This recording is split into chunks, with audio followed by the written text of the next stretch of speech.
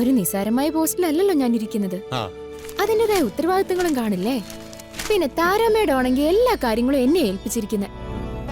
അത് കൊള്ളാലോ.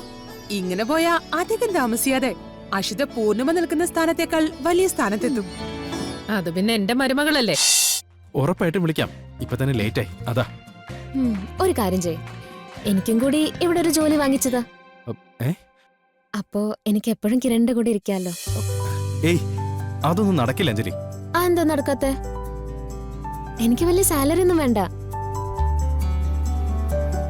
കിരണിന്റെ കൂടെ ടൈം സ്പെൻഡ് ചെയ്യാൻ സമ്മതിച്ചാൽ മാത്രം മതി. നമുക്ക് ആലോചിക്കാം. താനിപ്പച്ചല്ലേ? ശരി, കിരൺ പറഞ്ഞോണ്ട് മാത്രം ഞാൻ പോവാം. പിന്നെ ഗ്യാപ്പ് കിട്ടി ഉടനെ എന്നെ വിളിക്കണം, മറക്കല്ലേ? ശരി, വിളിക്കാം. എങ്കിൽ ശരി, ബൈ. ബൈ.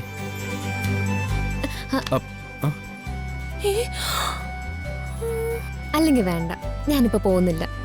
കിരൺ പഠിപ്പിക്കുന്ന സ്കൂളും കുട്ടികളൊക്കെ ഞാനൊന്ന് കാണട്ടെ.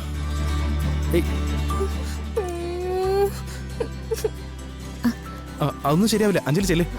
അതെന്താ ശരിയാവാത്തെ? ഞാൻ എന്തായാലും എല്ലാരും കണ്ടിട്ടേ പോകുന്നുള്ളൂ. കിരൺ വാ.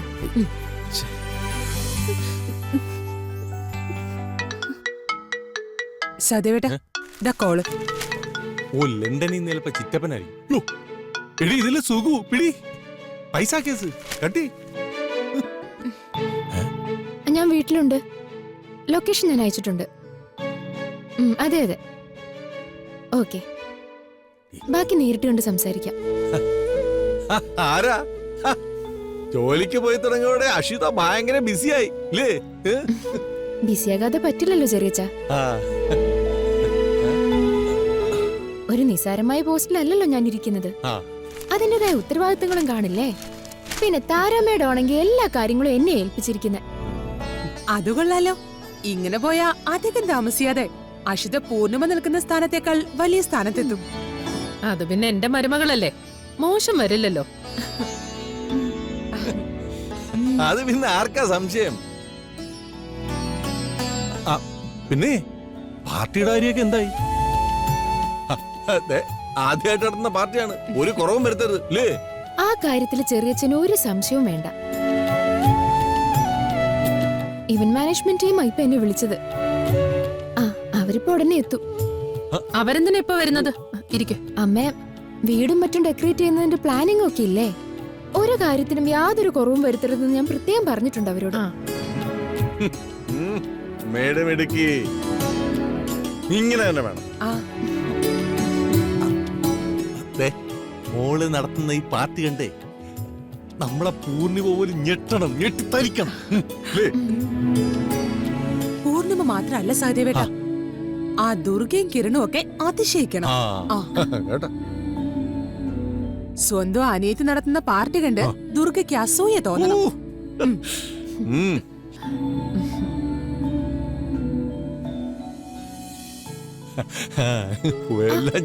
അവരെത്തിയല്ലോ.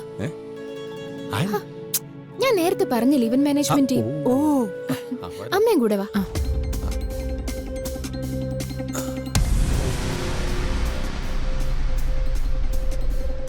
ഇവള് പൂർണിമയെ കടത്തി വിട്ടൂല്ലോ സദേവേട്ട. നീ പേടിക്കാതെ, ഇനിയൊരു പൂർണിമ വളർന്നു വരാൻ നമ്മളെ സമ്മതിക്കത്തില്ല. നീ വാടി. ഹായ്, ഞാൻ ക്രിസ്റ്റി. ഞാൻ അഷിത. ഞാൻ മറിയ. മനസ്സിലായി. വീടൊക്കെ കണ്ടുപിടിക്കാൻ കുറച്ച് ബുദ്ധിമുട്ടിയോ? ഇവിടെ വെച്ച് തന്നെയല്ലേ മാഡം ഫംഗ്ഷൻ? അതെ, വീട് നല്ല ക്ലാസ് ആയിട്ട് അലങ്കരിക്കണം. ഒന്നിനും ഒരു കുറവും വരാതെ നോക്കണം. ശരി മാഡം. മാഡത്തിന്റെ സജഷൻസ് പറഞ്ഞാൽ മതി. വേണ്ട രീതിയിൽ ഞങ്ങൾ എല്ലാം ഭംഗിയാക്കിക്കോളാം. എന്തായാലും നിങ്ങൾ വരൂ, ഞാൻ എല്ലാം കാണിച്ചു തരാം. എന്റെ ഐഡിയാസും പറയാം. ഓക്കെ.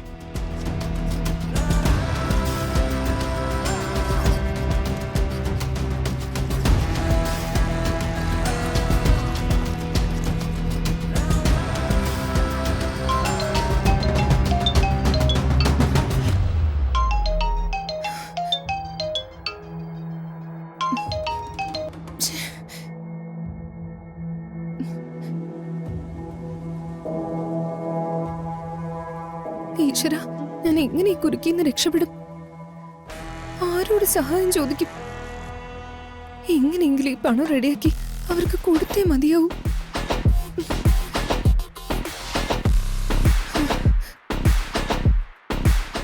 അബിയോട് ചോദിച്ചാലോ? സോഷ്യൽ മീഡിയയിൽ നിന്ന് അത്യാവശ്യം റവന്യൂ കിട്ടുന്നല്ലേ. ചിലപ്പോ എന്നെ ഹെൽപ്പ് ചെയ്താലോ?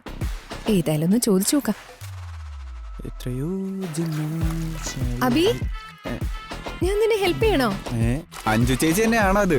അതെന്താടാ, നമ്മൾ സഹോദരങ്ങളല്ലേ, അപ്പൊ പരസ്പരം ഹെൽപ്പ് ചെയ്യേണ്ടതല്ലേ. അതെ, പക്ഷെ ഇതുവരെ ഇങ്ങനെ ഒരു ചോദ്യം ഞാൻ കേട്ടിട്ടില്ല. അതാണ് എന്റെ ഒന്ന് സംശയം. പോടാ, നിനക്ക് ഹെൽപ്പ് വേണമെങ്കിൽ ഞാൻ ചെയ്യാം. വേണ്ട വേണ്ട, ഇത് കഴിയാറായി. ഇനി അടുത്ത തവണ ഞാൻ കഴുകുമ്പോ ഹെൽപ്പ് ചെയ്താൽ മതി. ഉം.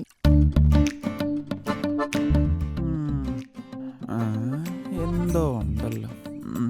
ചേച്ചിക്ക് എന്നോട് എന്തെങ്കിലും ചോദിക്കാനോ പറയാനുണ്ടോ? ഉം. നീ എന്നെ ഒന്ന് ഹെൽപ്പ് ചെയ്യണം. അങ്ങനെ പറ. അപ്പൊ അതാണ് കാര്യം. പതിവില്ലാണ്ട് എന്നെ ഹെൽപ്പ് ചെയ്യാൻ വന്നതൊക്കെ. ശരി, പറ, എന്ത് ഹെൽപ്പാ വേണ്ടത്? നീ എനിക്ക് കുറച്ച് ക്യാഷ് തരണം. എന്റെ അടുത്തോ? കടുവായിട്ട് മതി, കുറച്ച് ദിവസത്തിനുള്ളിൽ തിരിച്ചു തരാം. എന്റെ പൊന്നേച്ചി, സോറി, എന്റെ 10 പൈസ ഇല്ല. ഞാൻ പാപ്പരാ. ഉണ്ടായിരുന്ന പൈസ എടുത്ത് ഈ ബൈക്ക് കയറ്റി. എന്റെ പേഴ്സ് മൊത്തം കാലിയാ. ഡാ, ഒരു അത്യാവശ്യ കാര്യത്തിനാ, നീ എങ്ങനെയെങ്കിലും ഒന്ന് മറിച്ചു താ. നോ രക്ഷ ചേച്ചി. ഈ ബൈക്ക് നന്നാക്കാൻ തന്നെ ഞാൻ എല്ലാവരുടെ അടുത്തും കാശ് ചോദിച്ചതാ. കിട്ടാവുന്ന സ്ഥലത്തു നിന്ന് എല്ലാം ഞാൻ വാങ്ങിച്ചു. ഇനി ഉടനെ ഒന്നും ഞാൻ വിചാരിച്ച പൈസ ഒപ്പിക്കാൻ പറ്റുമെന്ന് തോന്നുന്നില്ല. അതല്ല, ചേച്ചിക്ക് എന്താ ഇപ്പൊ ഇത്ര കാശിന്റെ ആവശ്യം? നിന്റെ കയ്യിൽ ഇല്ലല്ലോ, പിന്നെ നീ അറിഞ്ഞിട്ടും കാര്യമില്ല.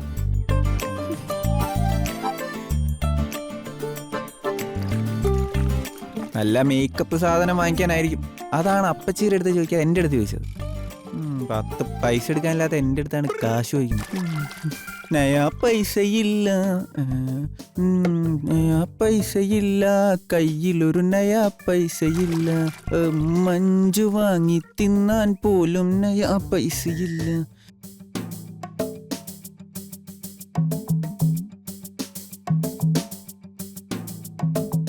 ഹായ്. ദുർഗ തിരക്കിലാണോ? അതെ. കുട്ടികൾക്കുള്ള നോട്ട്സ് കറക്റ്റ് ചെയ്യായിരിക്കും അല്ലേ? കണ്ടിട്ടെന്ത് തോന്നുന്നു? ആഹാ, പിള്ളേരെ പഠിപ്പിക്കാന്ന് വെച്ചാ ഈസി ആണെന്നാ ഞാൻ കരുതിയത്. ദുർഗയുടെ പ്രിപ്പറേഷൻ കണ്ടിട്ട് ഇതത്ര എളുപ്പമാണെന്ന് എനിക്ക് തോന്നുന്നില്ല. എല്ലാ ജോലിക്കും അതിൻ്റെതായ ബുദ്ധിമുട്ടുകളുണ്ട്. പിന്നെ എന്തും താല്പര്യത്തോടെ ചെയ്താൽ എളുപ്പമാണ്. കുഞ്ഞുങ്ങളെ പഠിപ്പിക്കുക എന്നത് എനിക്ക് ഒത്തിരി ഇഷ്ടമുള്ള കാര്യമാണ്. അതുകൊണ്ട് ഇതെനിക്ക് എളുപ്പം. ആഹാ, ദുർഗയാള് സ്മാർട്ടാണല്ലോ. ആദ്യം കണ്ടപ്പോ ദുർഗ ഒരു ജാടക്കാരിയാണെന്നാ ഞാൻ കരുതിയത്. അഞ്ജലിയുടെ ചിന്തകളൊക്കെ തെറ്റാണെന്ന് ഇപ്പോഴെങ്കിലും മനസ്സിലായില്ലേ?